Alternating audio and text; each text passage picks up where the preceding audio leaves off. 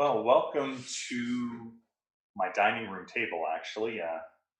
And this week we are starting into the book of First Samuel. Actually, we're starting the book of Samuel. As if you listened to the Bible Project video yesterday, what we know as First and Second Samuel is really one entire book.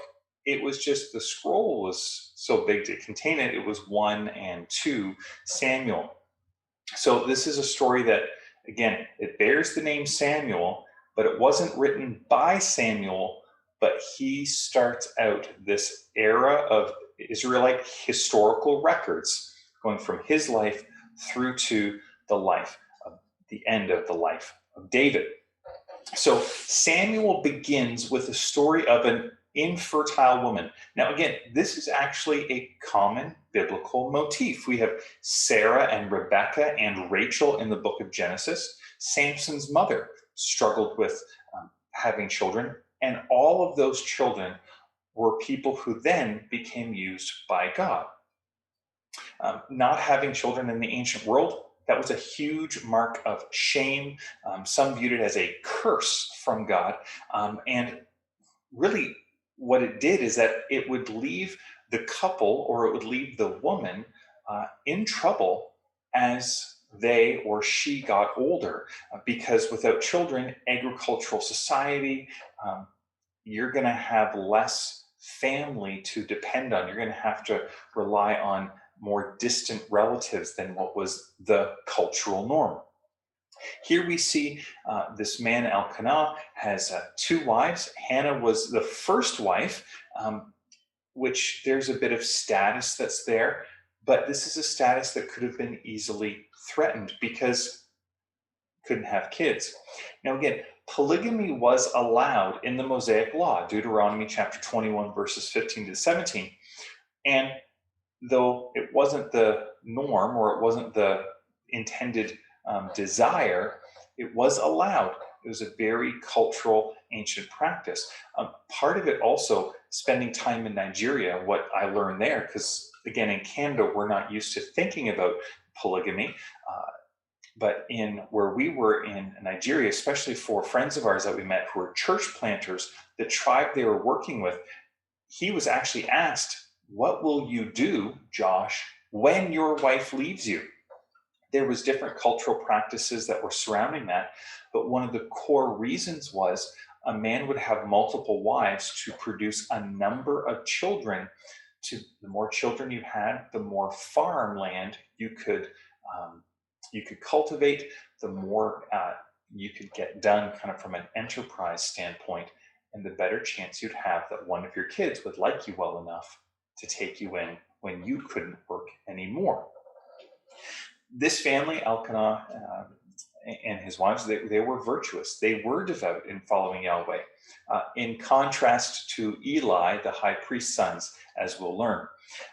But even though there is this desire to follow Yahweh within this family, there's conflict between the wives and there's favoritism from the husband.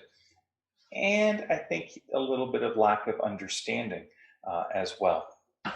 But Hannah, after years of disgrace, begins praying to Yahweh. And Eli, the high priest, he thinks this woman is she's so emotional. He actually thinks that she's drunk. And this kind of suggests that in this era, again, we're at near the end of the Judges. And if you remember just a couple of weeks ago, just the horror that was the culture of Israel at the time of the end of the Judges. Eli's the high priest, so don't think he's a really good high priest. That will become more and more clear in the next couple chapters. But he's just thinking, this woman's drunk, because this kind of prayer just likely wasn't that common, just a passionate desire for Yahweh to act and work. Hannah corrects Eli, he gives her a blessing, and Hannah makes this vow that she will return the son that would be born to her, return the son to the Lord. Yahweh responds by, and we have this Hebrew verb that gets translated in English, remembering. It's God, Yahweh. I was trying to put that into one. Oh boy. Yahweh remembers. Yahweh goes, I'm going to be compassionate. I'm going to be gracious. I'm going to, fulfill a promise. And so Hannah results. Hannah has a son, and she names the son. Literally, Samuel means his name is El, which is kind of Hebrew for Lord. So his name is Lord. So this is a response to Yahweh's blessing to her. And then in a couple years, she returns to the temple, returns to the tabernacle rather, and presents Samuel, this young 2-3-year-old boy, to Eli, saying, I'm dedicating my son to God for life because of the vow that I made. And we already see also in this chapter kind of there's some seed being sown for the reader, showing that the rule of the priests, right? There's no prophets at this time. There's no king at this time. There's only this role of priests, kind of this leadership in the nation. And so here, Hannah kind of, there's this seed sown that the time of the priests as being the overall rulers is coming to an end. And again, we're going to see this continue as Samuel will anoint Saul and then David to take that. And part of this seed is the seat that Eli is sitting on is the Hebrew word. It's the same word for throne. So, I mean, it's kind of, again, one of these terms that can mean chair, but it's a chair of kind of power. And so Eli is sitting on his seat, his throne, and that throne is going to shift. Something to reflect on for today. We have this saying, God helps those who help themselves. Can I suggest to us that the Bible actually denies that? It's God helps those who cannot help themselves. Hannah couldn't help herself. Again, and Hannah is in a long line of, there's things Abraham couldn't do, and Isaac and Jacob and Joseph and Moses, and it just goes on and on and on, where God doesn't help those who help themselves. God helps those who cannot help themselves. That's not to say that God doesn't love powerful people, but God recognizes that powerless people need help. And God says consistently through the scriptures, and we're going to see this a lot when we get to the prophets, God is on the side.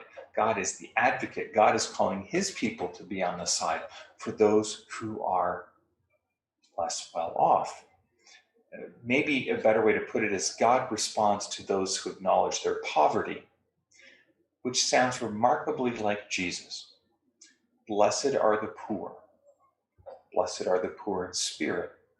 Matthew has one, Luke has the other. I think Jesus, depending on the context of his audience, it's the same, this idea. Those who recognize their poverty in whatever form. It may be material. It may be, and we all have this, we are all in poverty spiritually on our own. Blessed are the poor, for the kingdom of heaven is theirs. We don't earn God's favor. We don't earn relationship with God. We receive it as a gift, and God desires for us to take it with both hands and live it out. So as you seek to live out your relationship with Jesus today, may the Lord bless you and keep you. May the Lord make his face to shine upon you. May the Lord be gracious to you. And today would you know his peace. God bless.